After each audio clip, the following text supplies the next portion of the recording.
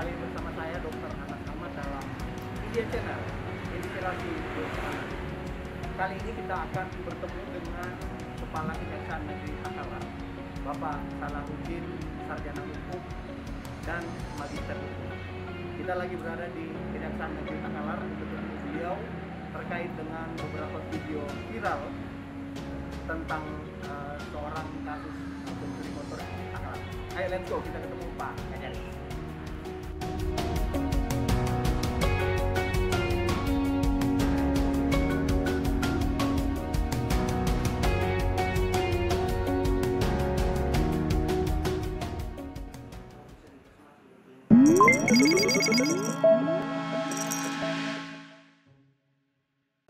Teman IDEA, saat ini saya sudah bersama dengan Bapak Kajari Takalar ya, Bapak Salahuddin, Sarjana Hukum dan Magister Hukum. Apa kabar Pak Salahuddin? Alhamdulillah. Iya.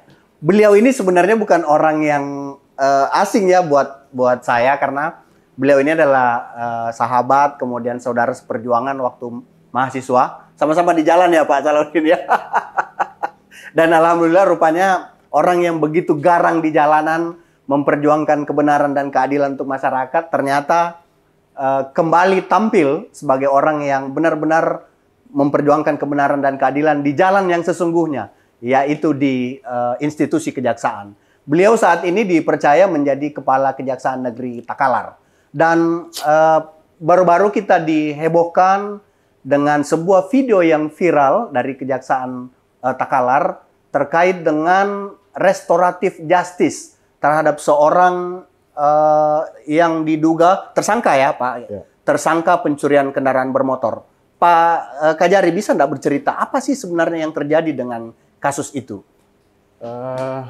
Terima kasih sebelumnya saya ucapkan selamat datang di Kejaksaan Negeri Takalar. Siap. Awalnya perkara ini masuk ke kejaksaan dari kepolisian. Terus setelah masuk berkas perkaranya, kita kan di sini Kajari juga membaca berkasnya. Ini ada kasus ini cukup menarik. Ada seseorang mencuri sepeda motor karena terjebak di persoalan keuangan saat istrinya hendak melahirkan. Hamil tua. Wow. 9 bulan beberapa hari. Jadi murni persoalan ekonomi ya Pak ya?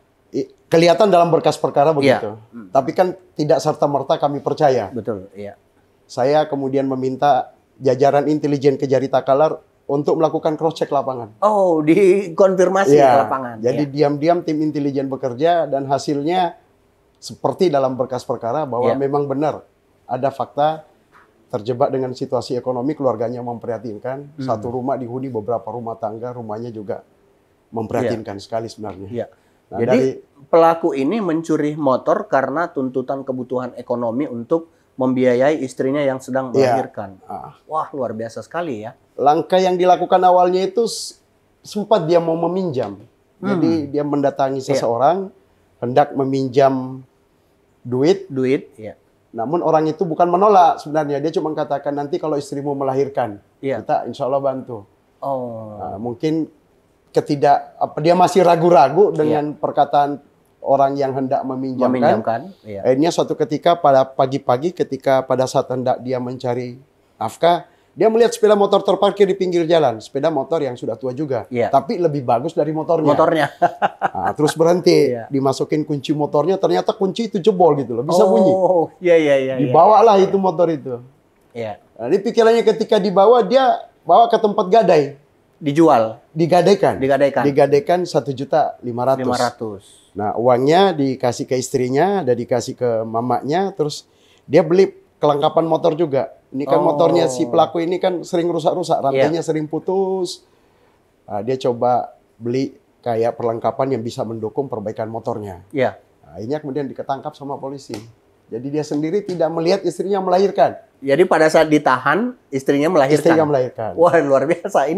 Ini kayak sinetron banget ya Pak Kajari ya. Jadi polisi tahap 2 menyerahkan pelaku pidana ke kejaksaan beserta dengan barang bukti. Jaksanya sama Kasipidum menginisiasi dari awal untuk memanggil korban. Kemudian mempertemukan dengan pelaku pidana. Inisial MA. Sambil berbicara di situ, tiba-tiba MA ini bergerak dari tempat duduknya meminta maaf sama korban. Itu tanpa ini spontanitas berarti. Setelah jadi jaksa memang memberikan pengarahan, menggugah perasaan bahwa bisa tidak ini masalah bagaimana cari solusinya. Iya. Tiba-tiba dia meminta maaf, korban memaafkan. Memang kita di kejaksaan kan saat ini dituntut oleh Jaksa Agung bagaimana kita memakai hati. Iya. Jadi beliau ada pamionya yang terkenal bahwa hati nurani itu tidak ada dalam buku. Hati nurani tidak ada di dalam buku. Hati nurani itu ada di sini. Ada di hati. Dan itulah yang diminta kita untuk bagaimana penegakan hukum itu yang berhati nurani. Iya. Ada program Peraturan Jaksa Agung nomor 15 tahun 2020 terkait penghentian penuntutan melalui restoratif justice. Iya. Syaratnya di pasal 5 dikatakan bahwa bila mana seseorang baru pertama melakukan tindak pidana, ancaman hukumannya tidak lebih daripada 5 tahun, kerugian materi atau barang bukti dalam perkara tersebut kalau dirupiahkan senilai 2.500.000 ke bawah. Oh. Nah, kebetulan syarat ini memenuhi. Setelah kita lihat memenuhi. Iya. Motor yang dicuri itu ditaksir oleh perhubungan, kita undang 2.500.000 gitu, nggak lebih. Syarat yang lain juga terpenuhi. Iya. Nah, karena syarat terpenuhi, kita pakailah Perja nomor 15 tahun 2020, kita ekspos ke Kejati, Pak Kejati Sulsel, Pak Raden Febri setuju untuk dilanjutkan diekspos ke Kejaksaan Agung. Karena ini restoratif justice ini adalah kewenangan yang melekat pada Jaksa Agung. SKP 2 itu surat penghentian ketetapan penuntutan itu melekat kewenangan mutlak Jaksa Agung. Hak prerogatif Pak Jaksa Agung. Kita dibukakan ruang Zoom meeting untuk melakukan gelar permintaan, ekspos permintaan SKP 2 dengan konsep restoratif justice melalui Jampidum. Hadir Pak Diroharda, orang dan harta benda, Jampidum, ada Pak Kajati, ada Pak Aspidum. Jaksa yang memediasi, kasih pidum saya. Alhamdulillah Kejaksaan Agung menyetujui. Karena memang memenuhi syarat. Iya. Sekali lagi bahwa hati nurani. Hati nurani.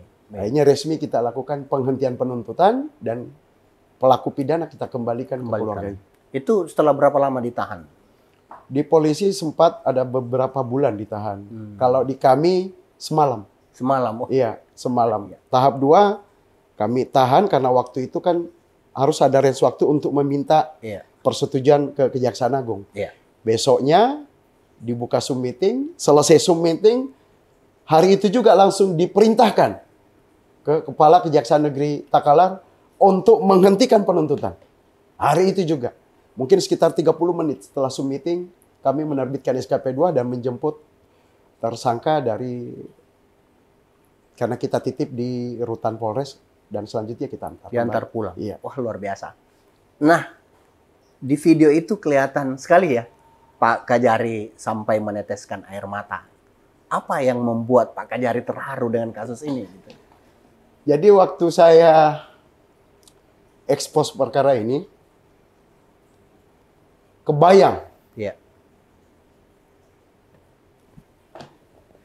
Silakan Pak Kajari. Anaknya kan baru ketemu di sini tuh. Masih merah. Pertama dipertemukan sama jaksa setelah istrinya melahirkan. Itu kebayang pada saya ekspos. Dan saya pamit sama Pak Jampidum bahwa sama dengan kondisi ini. Gak bisa, orang sudah terjebak di ekonomi, anaknya masih merah. Saya seorang ayah. Punya putra dan punya putri. Dan jaksanya juga adalah seorang ibu.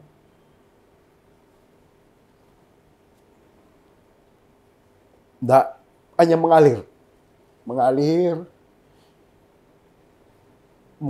Mungkin ini sudah Allah yang menggerakkan semua. Sudah diatur dengan ketetapan yang kuasa. Luar biasa ya Pak Kajari ya. Ini memang suatu cerita yang sangat mengharukan kita semua. Di sisi lain ada pidana, tetapi ada banyak cerita yang tersimpan di belakang kasus ini, dan ternyata itu setelah ditelusuri berbuah seperti ini. Dan saya kira ini tidak terjadi begitu saja jika seandainya Pak Kajarinya bukan orang yang luar biasa. Tetapi ada satu pertanyaan lagi Pak Kajari yang kira-kira ini bisa menjadi edukasi juga ke masyarakat. Jangan sampai restoratif justice ini bisa dijadikan celah oleh orang lain untuk berbuat pidana gitu. Nah, kira-kira apa yang bisa dilakukan pada aspek hukum untuk mencegah hal-hal yang seperti ini terjadi di kemudian hari? Jadi Kejaksaan Negeri Takalar dalam melakukan restoratif justice ini sudah kesekian kalinya. Di tahun 2021 kami sukses meng-RJ-kan 3 perkara. Di 2022 ini yang kedua yang kita mintakan expose sama Pak Jampidum. Walaupun ada juga restoratif konteksnya yang kita bikin. Di sini kan ada namanya Baruga Adiaksa Kampung Restoratif Justice yang kita bikin di Desa Panjangkalan. Itu sudah juga menyelesaikan satu sengketa persoalan pidana yang belum berujung ke pelaporan polisi. Pengerusakan, tetapi alhamdulillah karena kita mampu selesaikan di tingkat bawah, tidak berujung ke pelaporan polisi. Perkara yang masuk kemudian kita hanya mendapatkan dari berkas perkara, kita membaca berkas perkara tersebut. Pada intinya ada beberapa memang perkara yang membutuhkan pendekatan-pendekatan dengan hati nurani. Lebih banyak kita mencoba bagaimana mendudukkan kedua belah pihak sehingga mereka bertemu dengan kata sepakat dan saling memaafkan. Saling memaafkan. Tapi tidak semuanya sukses. Ada beberapa juga yang memang gagal gitu loh. Nah, apa keuntungan ketika kita mendudukkan dari awal masalah-masalah seperti begini? Perkara yang harus lanjut ke persidangan tetap juga memakai hati nurani ketika dilakukan penuntutan. Jaksa itu adalah seorang manusia. Tahu benar apa yang menggerakkan seseorang untuk melakukan pidana karena tergambar dari fakta persidangan maupun dari berkas perkara. Contoh misalnya ada orang yang menabrak meninggal korbannya, kan tidak ada maksud niatnya untuk membunuh orang. Bukan kesengajaan. Bukan kesengajaan. Nah, ketika kita damaikan, dia damai, tetapi keluarga korban mengharapkan hukum jalan terus. Kita tidak bisa RJ-kan karena salah satu syarat RJ adalah adanya perdamaian tanpa syarat. Tanpa syarat. Ini dia berdamai tetapi ada hukum syaratnya. Tetap harus ditegakkan. Nah, disitulah karena penelusuran tadi kita dari awal sudah mendudukkan dengan arif berdasarkan kearifan lokal sehingga mempengaruhi kita dalam penuntutan. Kita pasti memasukkan ke hal-hal yang meringankan. Jadi kalau diancam dengan sekian tahun kita hanya menuntut beberapa bulan. Ada juga kadangnya kita menuntut hukuman percobaan. Tergantung dari kasus yang sedang kita tangani. Tetapi yang sukses alhamdulillah. Memang tidak terjadi proses hukum sampai pada tingkat persidangan. Nah, Pak Kajari, kasus saya kembali dengan kasus Pak MA tadi. Ini kan sudah dilihat oleh banyak orang ya di negara kita tentang bagaimana penegakan hukum itu melalui pendekatan hati nurani. Apa yang ingin Pak Kajari sampaikan kepada masyarakat kita terkait dengan bagaimana masyarakat ini agar benar-benar taat pada hukum dan bagaimana Kejaksaan Negeri Takalar ini bisa berada pada jalur hukum untuk mengambil jalan tengah pada masyarakat. Dulu dan masih mungkin pahami hukum itu bahwa hukum itu tajam ke bawah, tumpul ke atas. Itu pameo ya. Itu. Yang kedua, ada lagi orang mengatakan KUH pidana itu singkatan KUHP. Kalau ada uang habis perkara. Oh gitu. Peraturan Jaksa Agung nomor 15 tahun 2020 menjawab semuanya. Hukum itu milik masyarakat. Hukum itu milik masyarakat. Apa maknanya, Pak Kajari? Maknanya adalah saat ini Jaksa Agung bagaimana merubah wajah kejaksaan itu dengan mengharuskan, mewajibkan kita kembali kepada pitra tusi kita. Trikrama Adiaksa. Itulah filosofi pandangan kejaksaan dalam menegakkan hukum. Iya. Hukum ini milik rakyat. Iya. Hukum ini ada karena rakyat. Gitu. Iya. Kita gali keadilan hukumnya. Kita gali kemanfaatan hukumnya. Kita gali kepastian hukumnya. Para pencari keadilan tidak boleh lagi merasa takut dengan kejaksaan. Kejaksaan terbuka kalau perlu bergandengan tangan. Para pencari keadilan tidak boleh lagi dibuat dalam hal birokrasi administrasi berbelit-belit administrasinya. Dipangkas sedemikian rupa dan pelayanan yang diutamakan. Para pencari keadilan kapanpun bisa untuk menemukan keadilan di kejaksaan. Itu tadi. Luar bahwa biasa ya. Tidak lagi tajam ke atas, tumpul ke atas. Tajam ke bawah, tumpul ke atas. Kita lihat, hukum malah memberhentikan di jalanan, proses dihentikan, ketika itu adalah suara hati nurani rakyat. Hati nurani. Luar biasa ya.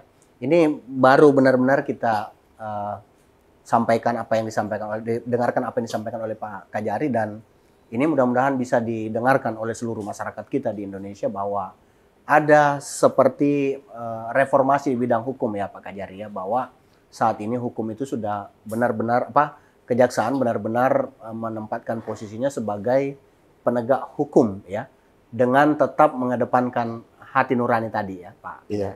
Nah, baik, ini kita sudah mendengarkan apa yang disampaikan oleh Pak Kajari tadi, dan ini adalah merupakan hal yang luar biasa, dan saya kira kita berharap bahwa penegak hukum di Indonesia sama dengan beliau, apa yang sudah dijalankan oleh beliau, apa yang sudah dipertontonkan oleh beliau dalam beberapa kasus-kasus yang sudah ditangani di Takalar. Demikian ID Channel bersama saya Dr. Anas Ahmad. Wassalamualaikum warahmatullahi wabarakatuh. Waalaikumsalam warahmatullahi wabarakatuh.